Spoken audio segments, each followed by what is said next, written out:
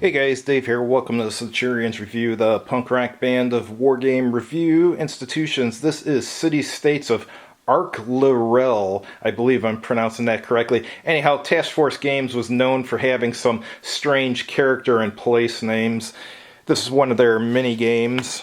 City States of Arklyrell is a game for 2 to 4 players. It depicts the wars for control of the world of Arklyrell. Each player takes the part of a leader and must gather armies, fleets, and magical items in order to wage battle. The game revolves around the conquest of the 8 great citadels, the seats of both political and economic power in the world of Arklyrell. Victory is determined by which player's leader controls the most citadels at the end of the game, or if a player's leader can capture a certain number of citadels, he wins the game immediately. Let's take a look inside. Alright, rulebook's about 16 pages, including charts. Starts out with an introduction.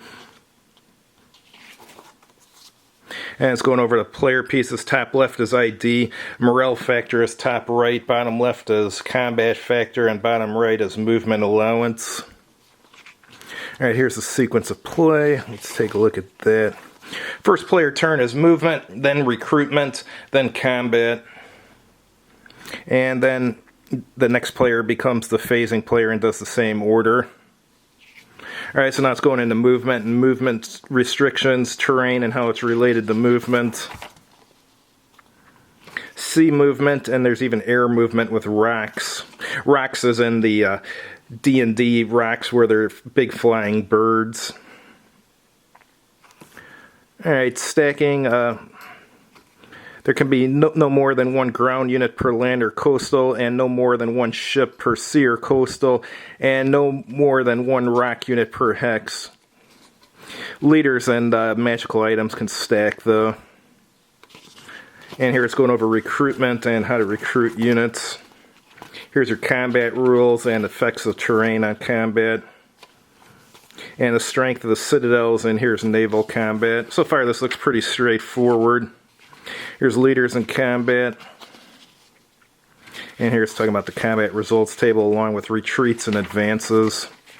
And looks like there's magical items in here too, such as the Orb of Battle Lust, the Diamond Ankh, the Sword of Elements, and the Mace of Kra, Hazer's Dust, and Poisoned Wells. Okay. Right, here's setting up the game. Looks like it's just one single scenario. And here's the victory conditions. Player who controls the most citadel hexes at the end of 25 turns will be the winner. There may be an automatic victory before turn 25 if a player controls 4 citadel hexes at any time during a game turn of the 3 and 4 player games. In a two-player game, to get an automatic victory, you must control 5 citadel hexes. And if there's a tie, the tied players will add together the combat factors of all units they can control to determine the winner. And here's your CRT and your terrain effects chart. Here's your counters, are very simplistic. There's the ships, those are some ground units. I assume these colored things with the dots here are just used to show possession. And here's your weapons and poison wells and stuff.